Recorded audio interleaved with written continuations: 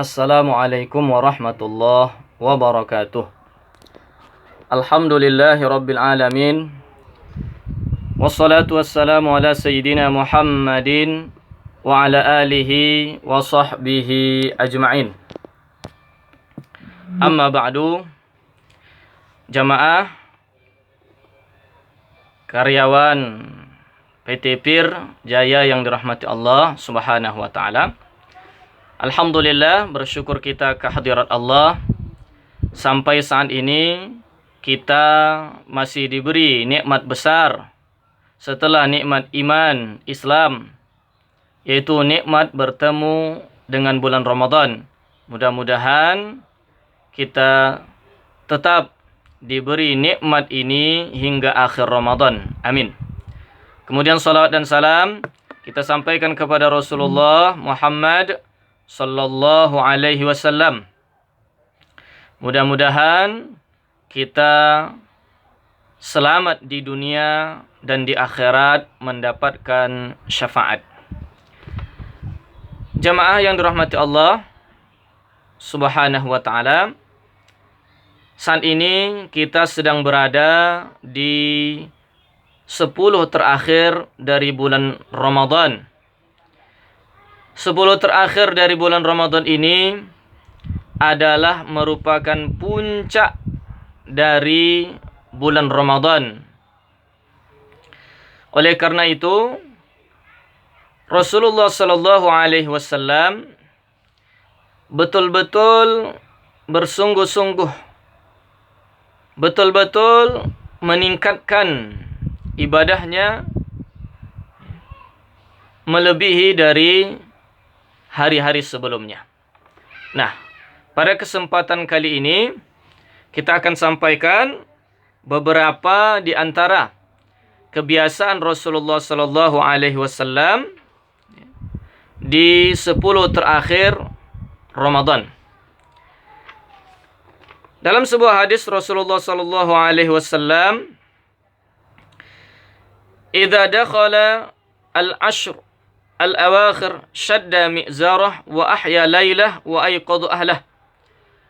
Bahwa Rasulullah sallallahu alaihi wasallam apabila masuk 10 terakhir bulan Ramadan, dia mengencangkan ikat sarungnya, menghidupkan malamnya dan membangunkan keluarganya. Dalam hadis ini 3 di antara kebiasaan Rasulullah SAW di 10 terakhir Ramadan. Yang pertama, mengencangkan ikatan sarung. Yang dimaksud dengan mengencangkan ikatan sarung adalah menjaga jarak dari istrinya. Artinya bahwa Rasulullah SAW di 10 terakhir Ramadan tidak ada berhubungan suami istri, berbeda dengan hari-hari sebelum terakhir. Walaupun di dalam bulan Ramadan, terkadang di malam harinya Rasulullah SAW berhubungan suami istri. Kemudian ada juga ulama yang menyebutkan bahwa maksud dari mengencangkan ikatan sarung adalah bersungguh-sungguh dalam hal beribadah. Karena orang yang mau melakukan sesuatu pekerjaan yang berat, mau bersungguh-sungguh mengerjakan sesuatu, maka dia akan menyingsingkan lengan baju dan mengencangkan ikatan sarung. Kemudian yang kedua, Rasulullah SAW menghidupkan malamnya. Artinya, kalau pada malam-malam sebelum 10 terakhir Ramadan, Rasulullah menghidupkan malamnya juga dengan tarawih atau qiyam Ramadan. Tapi di malam-malam 10 terakhir, Rasulullah sallallahu alaihi wasallam menghidupkan malamnya lebih panjang lagi. Artinya hampir Rasulullah sallallahu alaihi wasallam tidak tidur di malam-malam 10 terakhir Ramadan. Dan itu diisi dengan ibadah, apakah itu dengan salat tarawih, kemudian tadarus Quran atau baca Quran, kemudian tengah malamnya bangun dari tidur tahajud, berzikir, istighfar, apalagi waktu-waktu sahur, waktu yang sangat disenangi untuk beristighfar. Nah, maka karena itu usahakan setelah makan sahur umpamanya, sebelum masuk waktu subuh, memperbanyak istighfar. Memperbanyak istighfar. Ucapkanlah astaghfirullahaladzim alladzi la ilaha illa huwal hayyul qayyum wa atubu ilaih. Yang ketiga, Rasulullah sallallahu alaihi wasallam membangunkan keluarganya. Rasulullah sallallahu alaihi wasallam di 10 terakhir bulan Ramadan tidak hanya beribadah sendiri, tidak hanya menghidupkan malam-malamnya sendiri, tapi dia bangunkan keluarganya. Dia ajak istri dan anaknya untuk juga beribadah. Nah, bahkan di luar dari bulan Ramadan pun Rasulullah Shallallahu Alaihi Wasallam punya kebiasaan ini, yaitu disebutkan Rasulullah Shallallahu Alaihi Wasallam apabila di malam hari dia bangun melaksanakan salat malam, salat tahajud, kemudian Rasulullah Shallallahu Alaihi Wasallam itu keluar dari rumahnya mendatangi rumah anak dan menantunya, yaitu rumah Fatimah putrinya dan Ali, suami dari Fatimah. Rumah mereka tidak berjauhan memang, sehingga Rasulullah SAW mudah untuk keluar dari rumahnya mendatangi rumah Fatimah dan Ali. Lalu Rasulullah SAW mengetuk pintu rumah anak dan menantunya itu. Kemudian Rasul bangunkan mereka, Rasul ajak untuk melaksanakan salat. Maka Rasul mengatakan, ala taquman fatusallian. Setiap kali Rasulullah SAW mengetuk pintu rumah putri dan menantunya tersebut, Rasul katakan, ala taquman fatusallian. Udah bangun kalian berdua, udah salat kalian. Nah, ini luar biasa orang tua ataupun mertua yang peduli dengan salat malam ataupun salat tahajud dari putri dan menantunya. Sempat-sempatnya dia membangunkan putri dan menantunya untuk melaksanakan salat malam. Nah, jemaah yang rahmati Allah Subhanahu wa taala, bukan hanya Rasulullah sallallahu alaihi wasallam, tapi sahabat juga melakukan hal demikian. Kita sama maklum bahwa sahabat itu selalu berusaha mencontoh dan mengikuti Rasul sallallahu alaihi wasallam. Seperti Umar Ibn Al-Khattab, itu disebutkan kalau dia bangun di tengah malam lalu dia melaksanakan salat malam, apabila sudah selesai, malam sudah separuh melewati, lalu dia akan membangunkan keluarganya. Kemudian dia berkata kepada keluarga yang dia bangunkan, istrinya, anaknya, as-salah, as-salah. Salat. Bangun anakku, bangun istriku, salat tahajud. Lalu dia bacakan firman Allah, wa'mur ahlaka bis-salah wastabir 'alaiha. Suruh keluargamu salat dan bersabarlah atasnya. Ini surah Thaha ayat 132. Firman Allah Subhanahu wa taala dalam ayat ini luar biasa. Menyuruh kita untuk menyuruh anggota keluarga untuk melaksanakan salat dan kemudian bersabar. Karena bagaimanapun terkadang kita bangunkan anak kita bangunkan istri kita suruh mereka untuk salat, kita ajak mereka untuk tahajud. Barangkali mereka menolak, mereka membandal, maka pada saat yang seperti itu, sebagaimana firman Allah, wa'mur ahlaka bis-salah, kamu suruh anakmu salat, wastabir 'alaiha. Kamu suruh istrimu salat dan sabarlah atas hal tersebut. Sabar. Jangan sekali, dua kali dibangunkan untuk salat tahajud, disuruh untuk salat malam, kemudian anak ataupun istri tidak mendengar, tidak mau mengikuti, lalu kemudian berhenti, tidak lagi membangunkan, tidak lagi menyuruh, ini ya, tidaklah seperti itu seyogianya. Seyogianya bagaimana? Wa'mur ahlaka bis-shalah wastabir 'alaiha. Suruh terus salat. Mau atau tidak mau, tetap kita suruh. Wastabir 'alaiha. Kemudian sabar atas hal tersebut. Karena seandainya mereka tidak mau, kita sudah menjalankan tugas kita sebagai kepala keluarga, sebagai orang tua. Masalah mereka mau atau tidak, ya, itu hidayah milik Allah Subhanahu wa Ta'ala. Ya. Jangankan kita, Nabi saja mengajak pamannya beriman, tidak beriman. Nabi Nuh mengajak anaknya untuk beriman, tidak beriman. Nah, yang penting kita jalankan tugas kita, menyuruh dan mengajak keluarga kita untuk salat. Nah, setelah itu kita sabar. Kalau mereka mau, alhamdulillah, itu nikmat besar dari Allah.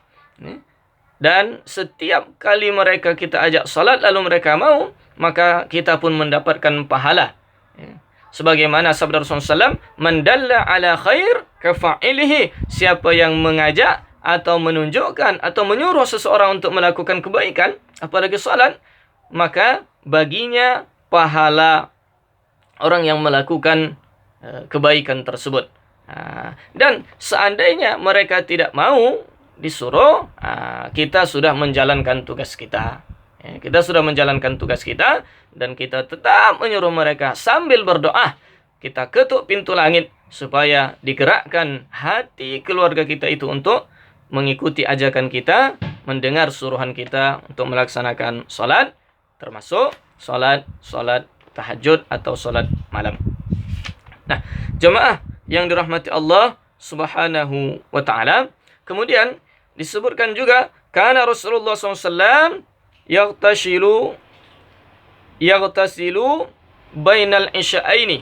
Rasulullah SAW di bulan Ramadan mandi di antara maghrib dan isya.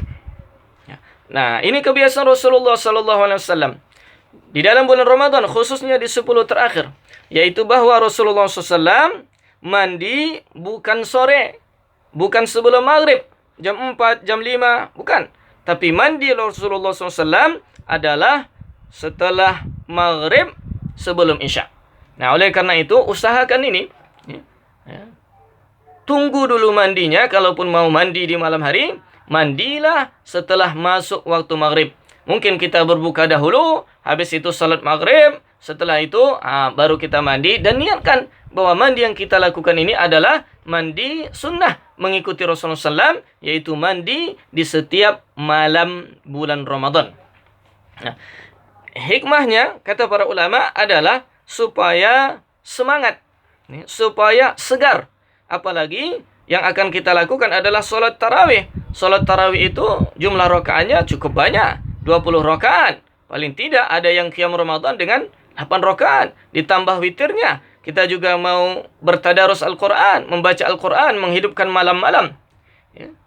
Dengan zikir, dengan istighfar, dan lain sebagainya. Nah, kalau kemudian kita kurang segar, apalagi lemas, ya, karena mandi sudah sejak sore, ya, maka itu dapat mengurangi semangat kita untuk beribadah dan menghidupkan malam-malam Ramadan tersebut. Nah, karena itu sekali lagi berusaha kemudian kita untuk mandi setelah maghrib sebelum isya, supaya sholat tarawihnya segar, semangat.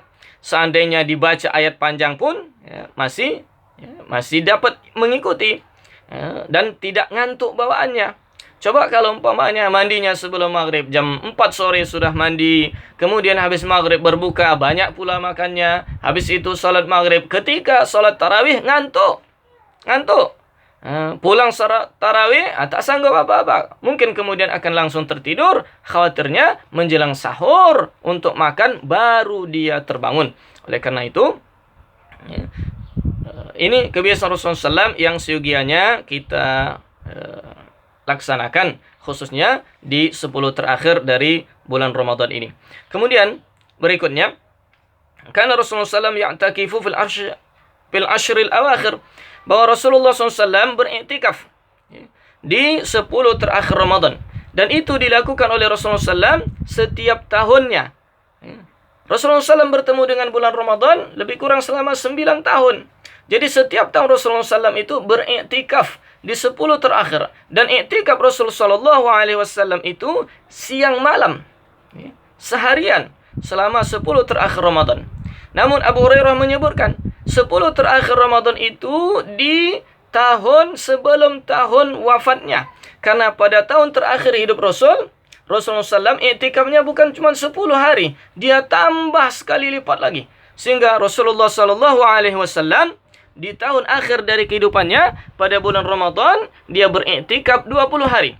Jadi sejak 11 Ramadan Rasulullah SAW sudah memulai iktikaf. Nah, jemaah rahmatullah subhanahu wa ta'ala, memang kalau seperti yang dilakukan oleh Rasulullah SAW mungkin sulit untuk kita lakukan karena kita punya tugas mungkin di siang harinya sehingga siang hari tidak bisa iktikaf, di malam juga mungkin kita menemani keluarga dan sebagainya sehingga juga tidak bisa iktikaf penuh siang dan malam.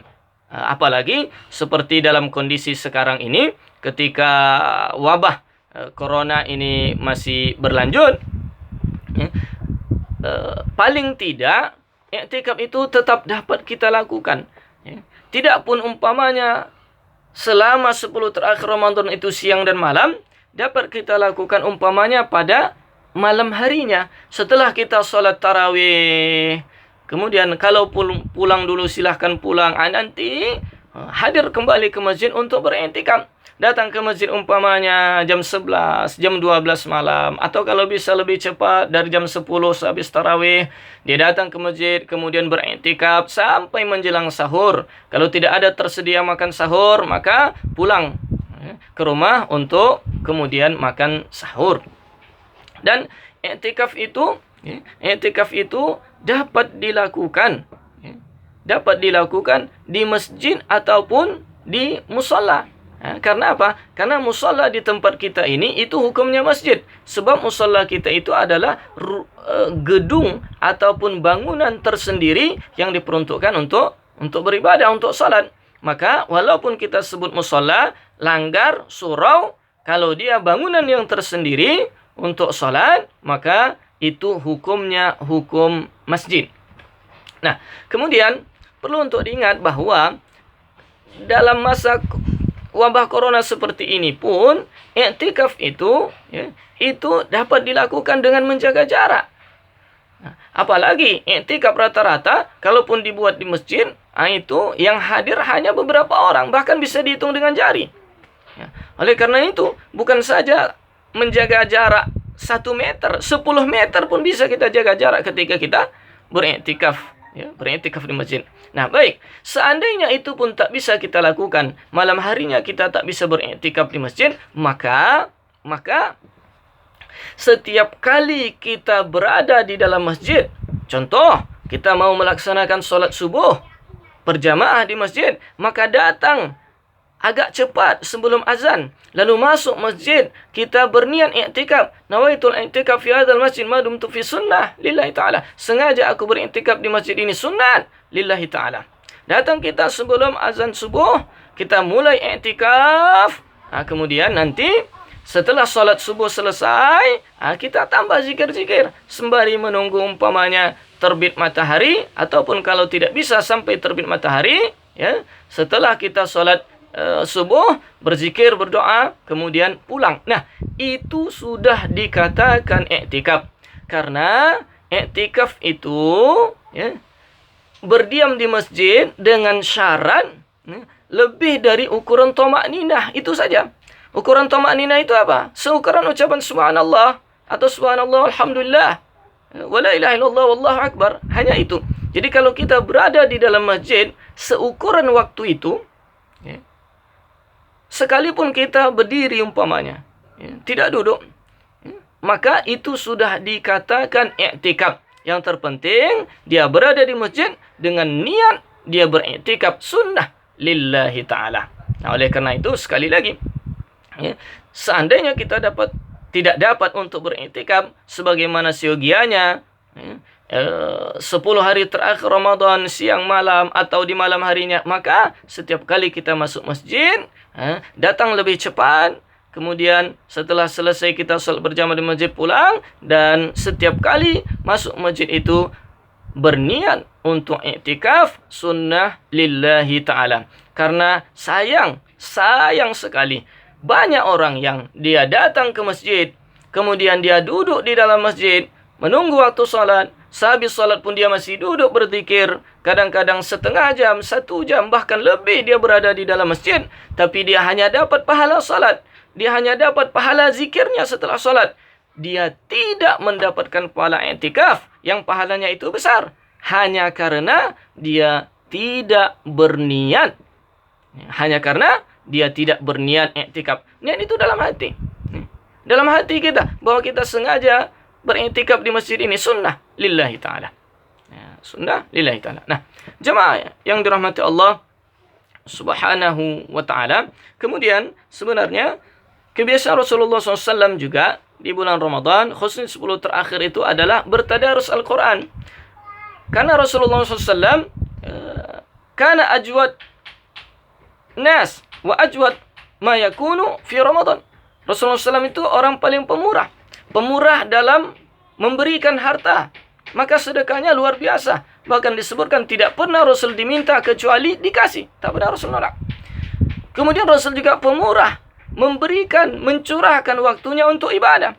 Karena itu kita tahu bagaimana ibadah Rasul. Kalau salat malam, jangankan dalam Ramadan, di luar Ramadan pun sampai bengkak-bengkak kaki Rasul sallallahu alaihi wasallam. Nah, tapi paling pemurahnya Rasulullah SAW itu dalam bulan Ramadan. Paling pemurah dia memberikan hartanya, infak, sedekah dan sejenisnya itu dalam bulan Ramadan. Paling pemurahnya Rasul mencurahkan waktunya untuk beribadah, untuk salat, baca Quran, tadarus dalam bulan Ramadan. Hina yalqahu Jibril, ketika Rasulullah SAW bertemu dengan malaikat Jibril. Karena malaikat Jibril setiap malam Ramadan datang menemui Rasul sallallahu alaihi wasallam, fayudarisul Quran, lalu bertadarus Al-Quran. Nah, karena itu berusahalah untuk menggunakan kesempatan bulan Ramadan ini untuk bertadarus Al-Quran dengan anggota keluarga umpamanya, dengan istri atau dengan anak, dan itu dapat dilakukan di rumah. Tadarus itu saling belajar, saling membenarkan bacaan. Kalau ada yang keliru, saling meluruskan kalau ada bacaan yang bengkok. Dan itu adalah kebiasaan Rasulullah SAW yang perlu untuk kemudian kita lestarikan. Nah, kemudian terakhir sebagai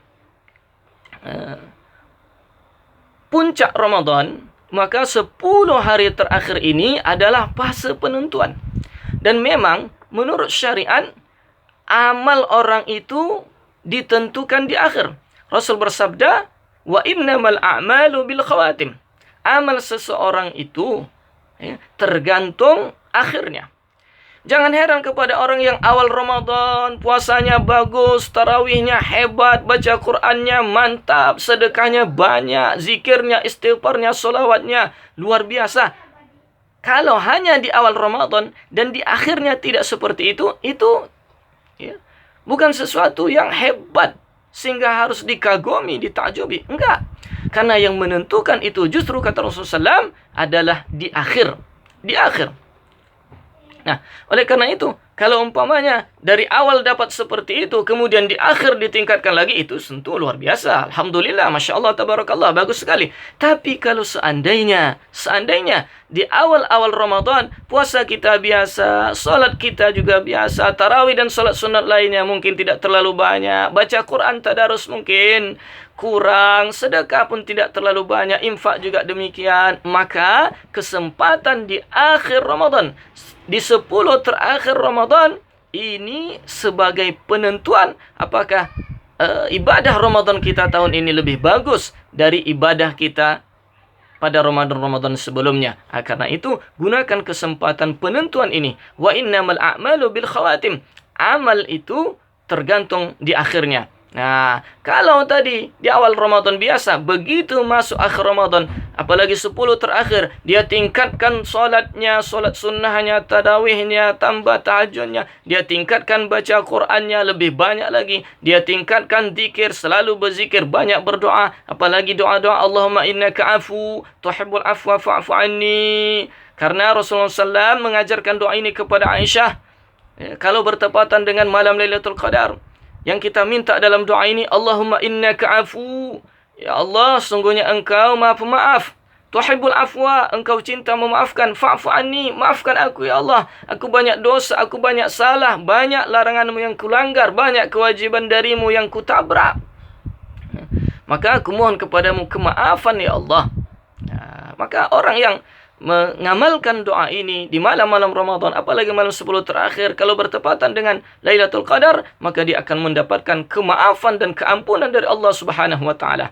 Allah akan memandang orang-orang yang meminta ampun kemudian membaca doa ini di malam-malam 10 terakhir, khususnya malam Lailatul Qadar, diampuni oleh Allah, diberi mereka rahmat, diberikan kemaafan, kecuali beberapa orang. Ini hati-hati. Beberapa orang yang dikecualikan adalah orang yang pecandu minuman keras, termasuk narkoba. Kemudian orang yang durhaka kepada orang tuanya. Kemudian orang yang bermusuhan kepada sesama. Dan kemudian yang keempat adalah orang yang memutus silaturahim. Keempat jenis orang ini, walaupun mantap ibadahnya di malam-malam 10 terakhir Ramadan, bertepatan di malam Lailatul Qadar sekalipun, dia tidak mendapatkan keampunan dan kemaafan dari Allah. Sebelum dia berhenti dari minum-minuman kerasnya, dia minta maaf kepada orang tuanya yang telah dia durhakai. Dia berbaikan dengan saudaranya yang selama ini bermusuhan, dan dia sambung silaturahimnya kepada orang yang pernah dia putus silaturahimnya itu. Maka barulah dia kemudian mendapatkan kemaafan dan keampunan dari Allah Subhanahu wa taala. Nah, pada akhirnya Ramadan itu ditentukan di akhir, dan penyempurna dari Ramadan itu di akhirnya adalah dengan membayar zakat fitrah. Nah, kewajiban kita, jangan lupa tunaikan zakat fitrah kalau memang kita termasuk orang yang wajib mengeluarkan zakat fitrah. Kalau umpamanya kita termasuk golongan orang fakir, orang miskin, tentu kita bukan mengeluarkan, tapi justru kita berhak untuk menerima zakat fitrah. Ini saja, mudah-mudahan bermanfaat. Bertemu lagi jamaah karyawan PT Pir Jaya. Sembari saya ucapkan minal aidin wal faizin. Sebentar lagi kita akan mengakhiri Ramadan, bertemu dengan Idul Fitri. Mohon maaf lahir batin. Assalamualaikum warahmatullahi wabarakatuh.